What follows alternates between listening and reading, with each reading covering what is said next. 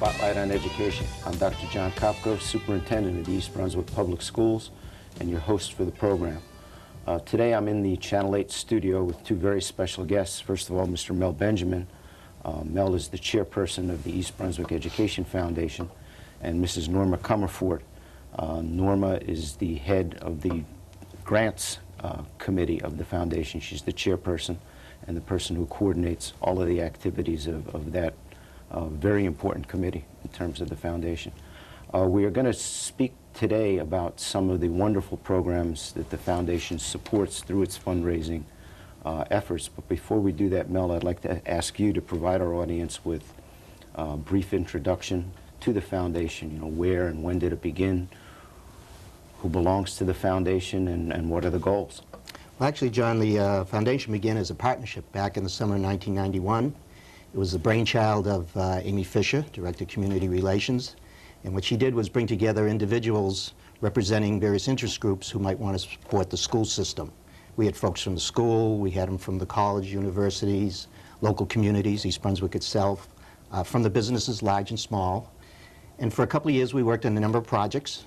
They were small projects, but they had a lot of impact. We had a project where we provided training for the teachers and the administration. We had a drug and alcohol display that we took around and educated the kids on. But I guess the most important thing that partnership did was made a decision to form an independent nonprofit foundation. So that was really the beginning of the East Brunswick Education Foundation. It was the summer of 1993 when we incorporated. The foundation is managed by a board of trustees. There are approximately 45 members on that board right now. They represent pretty much the same group that was in the partnership, and we also have the professional people from the dentists and the lawyers, the financial people. We have representatives from some of the major corporations, J&J, PNC, Summit Bank. The major goal for the foundation is to find activities that will enhance and improve the curriculums of the East Brunswick schools. To do that, we partner with the various businesses, we link them up with all these interest groups, and we find programs that can help the schools. Certainly our most important activity is that we raise funds, and those funds are used for our grants to support the various educational projects that the teachers submit.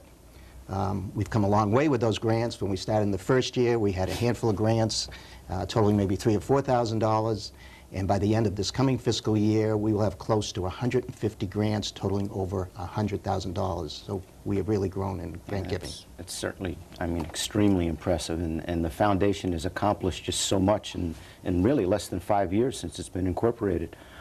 Norma, would you describe the various grants that are available through the efforts of the foundation? Sure. We presently have 4 types of grant programs available.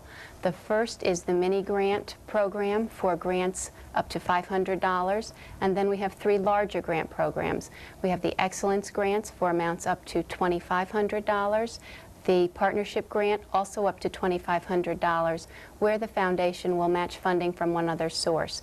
And lastly, we have the blue ribbon grants for amounts up to $5,000. And how are these grants awarded? Typically, the teachers will submit grant applications, and the grants committee will meet on a monthly basis to review and approve the mini grants.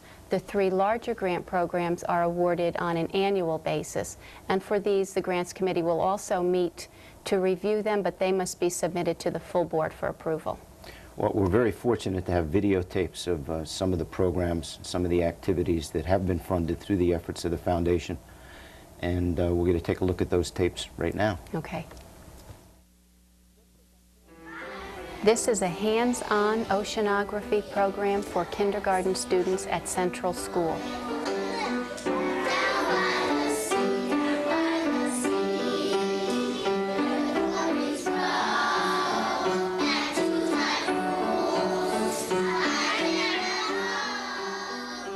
We're here today because they're having a program in the kindergarten that's related to a grant that was awarded by the foundation. And Mrs. Christensen, could you tell us about this?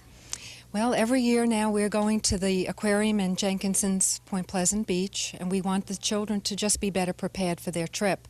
We were able to purchase books, software equipment, an aquarium for the classroom, real-life sea models, so that they could learn about sea life both in the ocean and on the beach. What was the title of this project? It was Young Oceanographers, and that's the name of our play today. And will you be able to use these materials in future years? Absolutely. Everything is reusable. The children in kindergarten for years to come will be able to see the models, the aquarium, the books, and everything. Okay, Mel, how does it make you feel to see the foundation money at work? Well, that's what the foundation's all about. You work hard to raise the money, but what really counts is how it gets used. It's great to see it being used.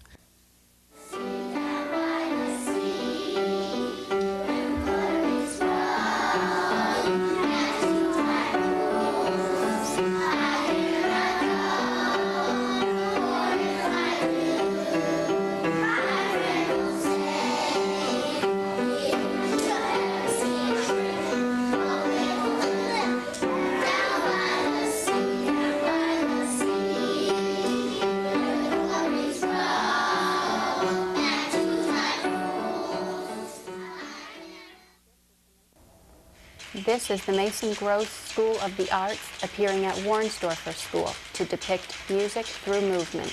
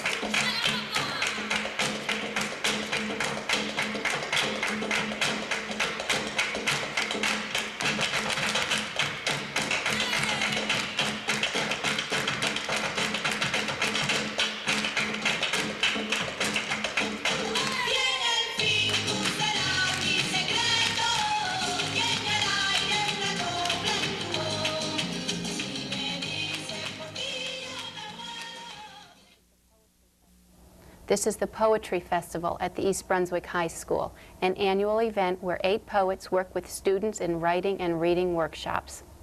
Tell us all about the wonderful things that are going to be happening at the high school in the next 2 days.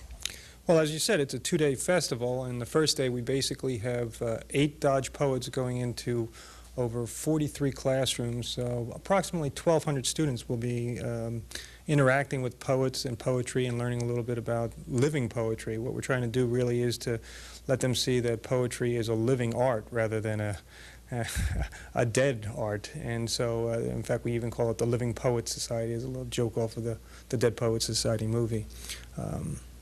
The second day is also very interesting because it's a 2-part program, one where there's just readings in the morning for a certain amount of students, but then there's also a full-day workshop where they listen to readings, then they go to workshops and work on their own poetry and then get to read some of their poetry. And then at 1:30 we have the featured poet, Stephen Dunn, who's nationally known, who comes in and you know, reads his poetry. So it's a nice little duplication of the past 5 poetry festivals. And you said you called them Dodge poets. Could you explain that term? Oh, well, there's a Geraldine Dodge Foundation for the Arts, and basically they grant money and supply knowledge, et cetera, for various activities, painting, art, music, et cetera. But in this case, it's poetry, and it's run by Jim Haba, who's very helpful for us.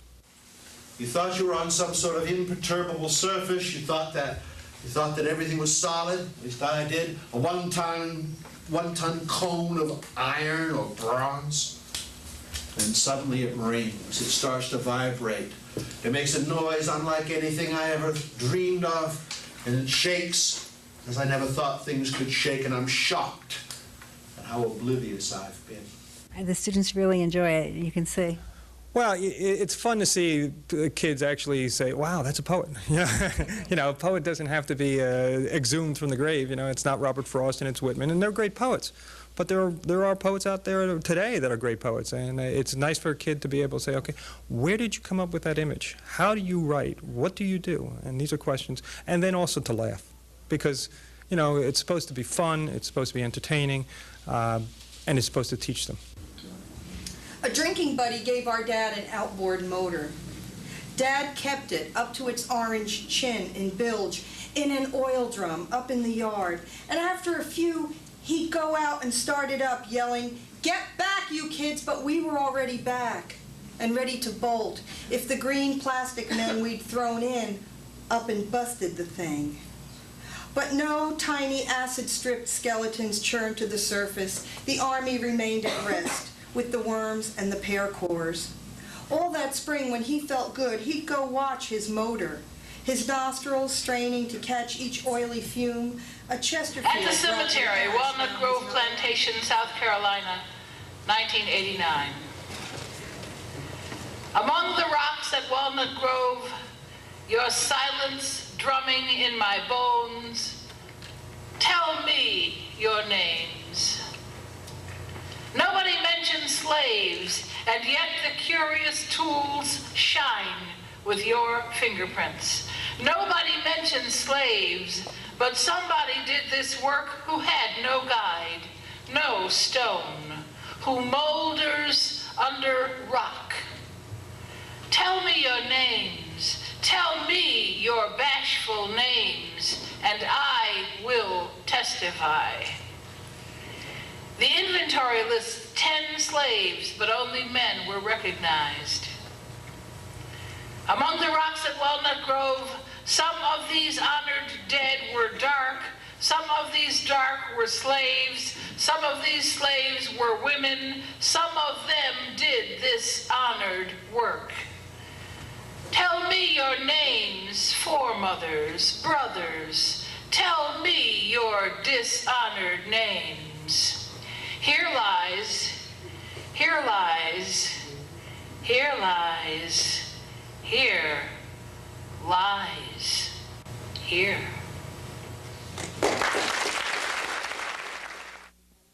This grant was awarded to Hammersholt Middle School for its Writer's Workshop class. In the Rose Garden, and all we needed to do, maybe what we would have done is just had the Army of Jacobs marching out of the Rose Garden, or maybe we could have just like 1,000 elephants. Remember our 1,000 elephants parading across the stage in the beginning of the week? No. Didn't we do that? No, that was the other class.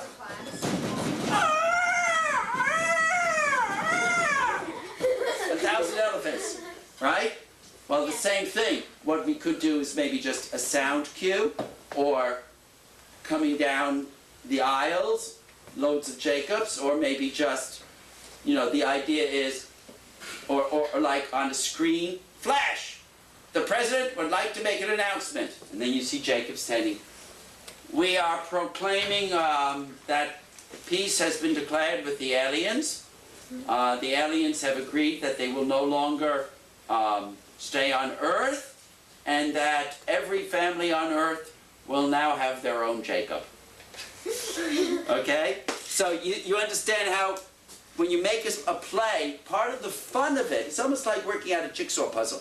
Part of the fun of it is condensing and economizing so that you figure out, just like writing a poem, we've talked about this in a couple of the other classes, where you slash out everything that's extraneous. Part of the fun of it is finding the way to slash out everything extraneous and finding those stage pictures. See, you could do that on a film, but when we did our Army of Jacobs marching, that was a very theatrical sort of thing. Do that again. Backwards. Right?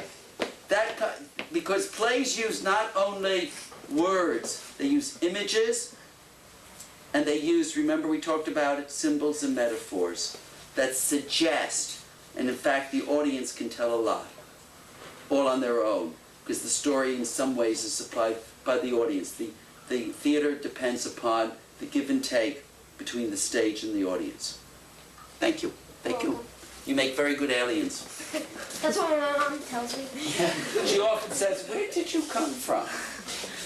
Okay, so what I want you to do is I want you to do an outline of your story, of your play, the sequence of the actions, and then do what I call a storyboard.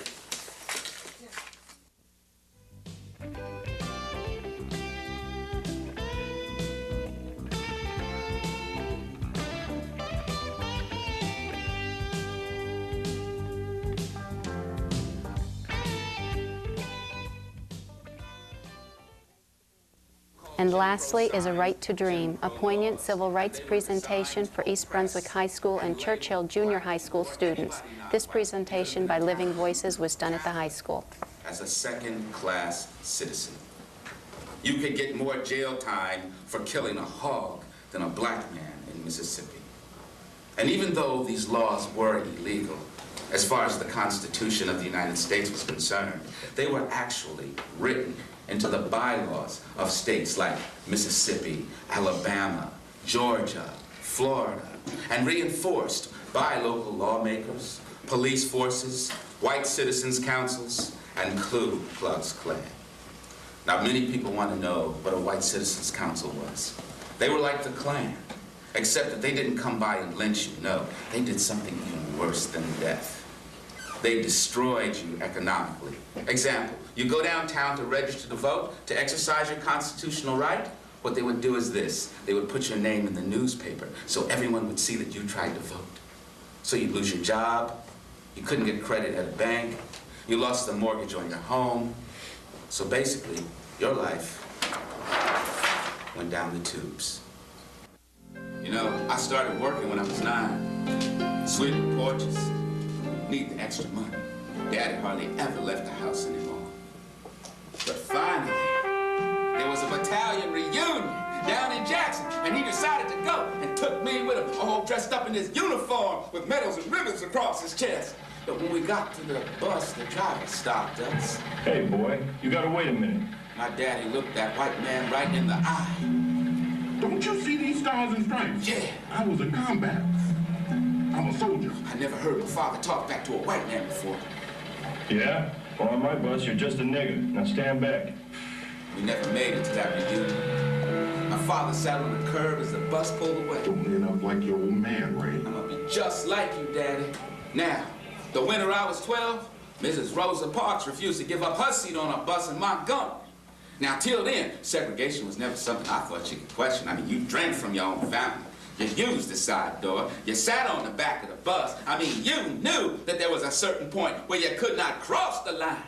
But those Negroes in Montgomery, they stayed off those buses for 1 full year. It's not going to stop here, boys. The Negroes have found their voice. Well, what do you mean, Uncle Cliff? I'm taking you to hear Dr. Martin Luther King Jr. speak.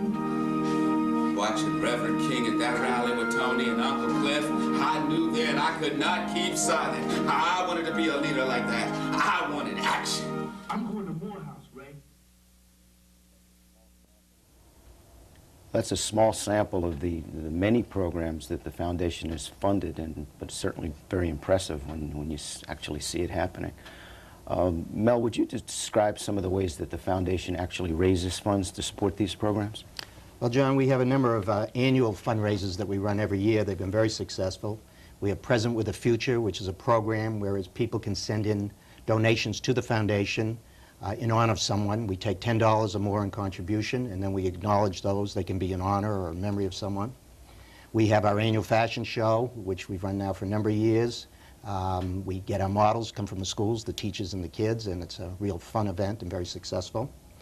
We sponsored 2 of the performances during the December holidays of the Nutcracker, and that's done in conjunction with Nancy Paulson and her ballet group. We have a community day that we sponsor with JCPenney's from Route 18 down at the mall. And this year we've been promoting the Disney cruises, their new cruise ships, and that's proving to be pretty successful. And next fall, we hope to launch a real major fundraiser with our first annual golf outing. It'll be on October 20th at the Forest Gate Country Club. You also recently established an endowment fund. What is the purpose of that fund, and how can contributions be made to it? Well, that endowment fund was actually established at the end of the first year of the foundation, John. We really had 2 purposes when we established it. One, we wanted to build a reserve of money so we would have interest from that to pay for the grants. But most importantly, at that time, we were pretty new. And we wanted to get a message out to everyone who was just beginning to get to know us, that we were in this business not just for the short time, but really permanently for the long pull. The way that's funded, there are 2 sources. We take 25% of our funds every year, our general funds raised, and that's deposited into the endowment fund. We also accept direct donations, and we have a benefactors programs for that. People can donate up to $5,000 for Platinum Benefactor, gold is $2,500, and silver at $1,000. And again, that's been a tremendous success story for us. We started off, our first deposit was back in '94 in the summer, and that was $5,000.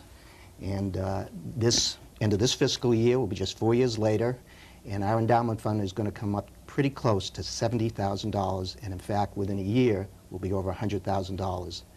So we've done pretty well with that. If there are people out there who have questions or interest in contributing to the, certainly to the endowment fund, we would welcome them to call. We have an easy-to-remember number.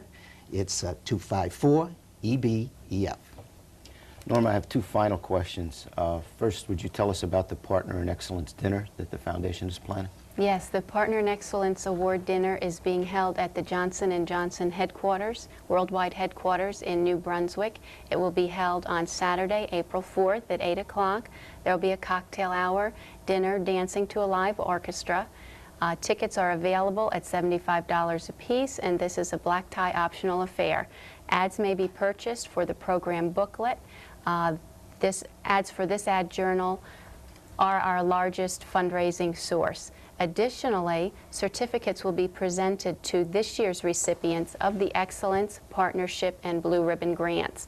For dinner reservations or to place an ad in the journal, you may call again 254-EBEF.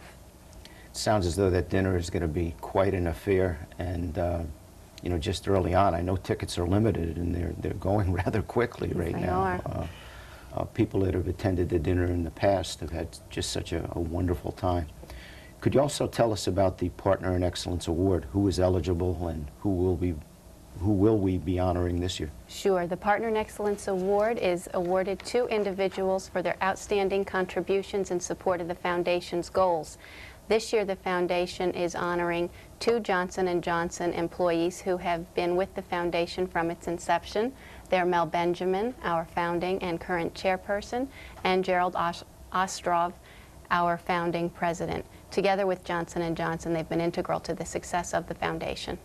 Well, I can certainly attest to the tremendous amount of assistance both, you know, Mel and Jerry have provided to the Foundation and ultimately to the students here in the East Brunswick Public Schools.